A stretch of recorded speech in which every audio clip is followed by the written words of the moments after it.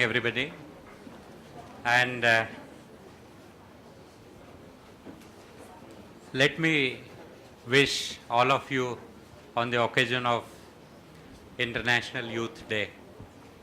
I am not going to stand here for a long time as I have come late because I was in another program, and as a Vice Chancellor you have to go to several programs.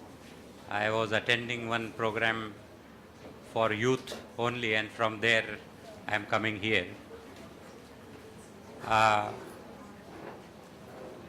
Education, if you really want to understand, then education you get not only in the classroom as Dr. Satyapal Singh has said. You get education from the day you are born. And today's young people, they are more smarter than our generation. They are more smarter because they have more exposure than what we used to get in our life. And with the advent of technology, the information which we were not getting earlier, today you are getting all the information within a second. Whatever is happening at one corner of the world, another corner will know immediately within some seconds. You are getting information, you are trying to get the knowledge also, but at the same time, in 21st century, what is needed is you have to be different than others, and you have to be innovative in 21st century. And that is the kind of education which we are expecting. Unfortunately, we are not able to do much in this country because of several constraints and several restrictions. We are trying, but unfortunately we are not able to do it because of several factors which are hindering in the way of development. However, there are several good things which are happening in our country also. What needs to be done is we need to identify those good examples, and we need to multiply those good examples. The program which I was attending, just before this program, I met one person who was also on the panel with me, named Anand Kumar. Have you heard of the people going to IITA and classes? And you must have heard of quota. Everybody wants to go to quota for getting into the IITs, and then they get success, and then there are several stories. But at the same time, you also must know a story of Bihar. One Anand Kumar, who is teaching the people, those who are poorest of the poor people, children of laborers, those who are not getting the enough money to eat twice every day, their children are taught free of cost and given the food also and the accommodation also, and a training is given to them to go into IIT, and therefore every year several students are going to IIT from his school. Ramanujan is the name of his school. So these are some examples in our country which needs to be replicated and which needs to be multiplied. I am just giving you some examples, and we are also trying to come out with such kind of examples, and we have come out of with such examples, unfortunately, which doesn't get the publicity, and therefore it doesn't reaches all of you. Khan Academy, if you have heard of mathematics. So many teachers can't teach mathematics the way in which it is available on the internet, open educational resources. It is free of cost. Even Bill Gates' son is taking lectures from Khan's Academy. There are several open educational resources. Even if you want to create a design, now on internet, if you want to start your firm but you want to create your symbol, that symbol also you can get it at a very cheap rate, and several things which are happening because of the advent of internet. We were not getting those kind of things in our days. So all the resources of information and knowledge are available today through internet. What we need to do is, whatever you are getting, whatever we are getting, we need to give it to others.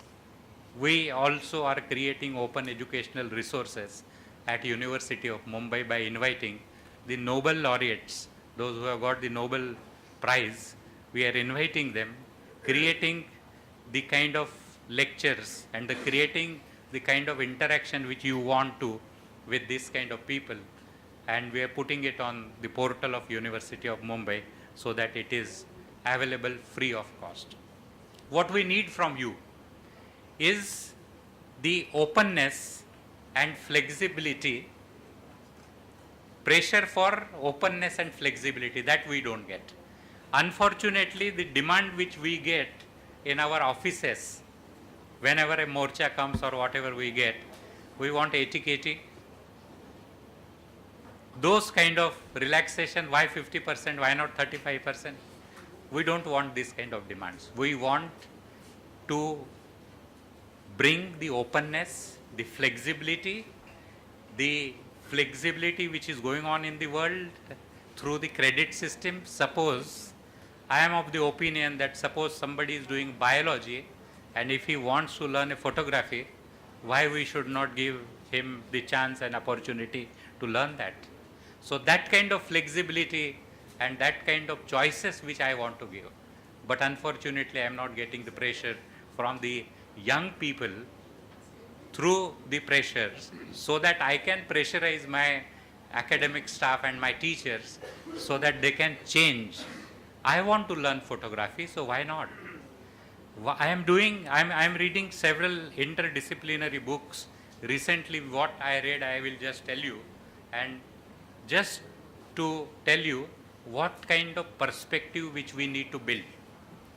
The perspective which we need to build today is based on interdisciplinary, multidisciplinary and transdisciplinary approaches. I am reading a book on bioeconomics. If you ask my generation, the biology students will not learn economics. I am studying a book which is Thinking Fast and Slow, written by a Nobel laureate, Professor Kahneman, who has got a Nobel Prize in 2003. This is a book on economics. This author has got the Nobel Prize in economics, but the author has not graduated in economics, but the author has graduated in psychology, and the psychological perspective he has brought in economics, and therefore he has changed the whole perspective of economics, and he says economics is not a theory of money, but economics is a theory of behavior. So behavior is important. If you read Ramachandran's book on brain, he brings the different perspective. If you ask our generation that what is the relationship between the biology and physics, so biology students will say physics is difficult, it contains mathematics and it is not our cup of tea. But in 21st century, if you read a book of physics of 21st century by Kaku, he talks biology will move ahead only with the help of physics and technology, else nothing will be there and everything will be biology in 21st century. You will have to talk about it. Now, if, I'll just end. Don't worry. Don't worry. We are teachers, so we can go on and then talk. So, thank you very much. But the message which I wanted to give it to you is the openness, the flexibility, and the approach which you will need. A cell biologist has written a book, Spontaneous Evolution, and the other book which he has written is Biology of Belief. A cell biologist who has spent his life in America a great cell biologist known to this world, went to West Indies, and when he went to West Indies, he wrote these two books. There he understood, before that he was saying that everything is cell, nothing beyond cell, but when he had gone to West Indies and when he was staying just near the sea, when he used to come in the evening, so every day he used to look at the big sea, and the thoughts came to his mind, and then he wrote, there is something beyond biology, cell biology also, and such a wonderful interpretation which he has given of that. This is the perspective which you will need in 21st century. If you have this perspective, and if you use your right brain as well as left brain, and if you develop yourself at the same time, develop the society in which you live, then you will live happily, else you will not be able to live happily in the coming years. You will have to take care of the society in which you are living, and you will have to have the knowledge of other disciplines.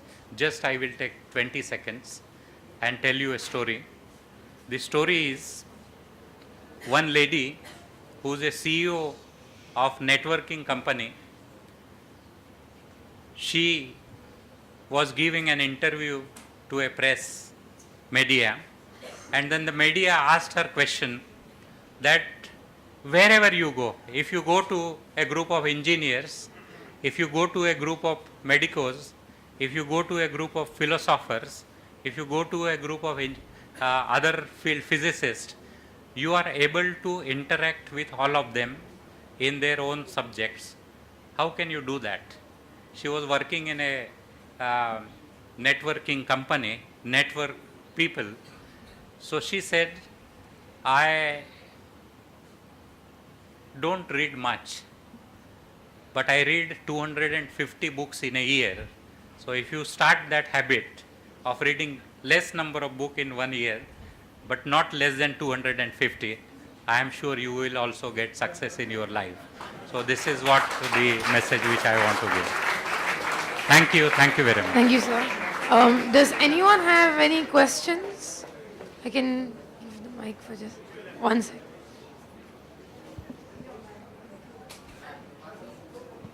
Sir? I don't have stories like Satyapal Singh. Well, we found it very interesting nonetheless. I would like to know if it's possible logistically to have that kind of choice of subjects in our curriculum here with the huge population that we have and the limited resources, even if the students were to bring pressure by some means. Yeah. It is possible. See, therefore I said that you have a lot of information and knowledge. If you are innovative, then you can do it. And today it is happening. I had gone to Canada where I attended a lecture.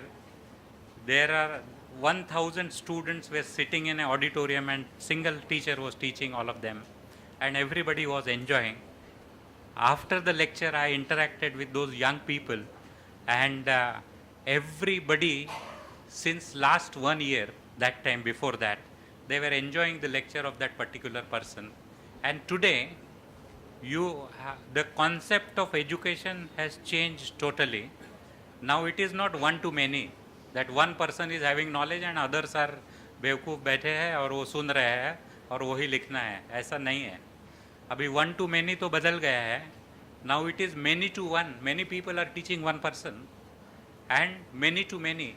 Many people are participating in the discussion, and therefore in 2001 you might have heard a story that a boy solved the problem posed by Newton 300 years before, because he is having more exposure, and because of this technology several minds are working together.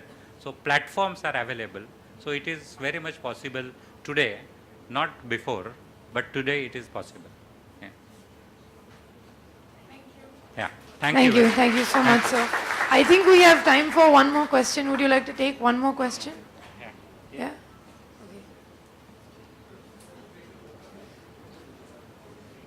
Good evening, sir. Sir, you spoke about the You spoke about the flexibility which you want to see from the youth.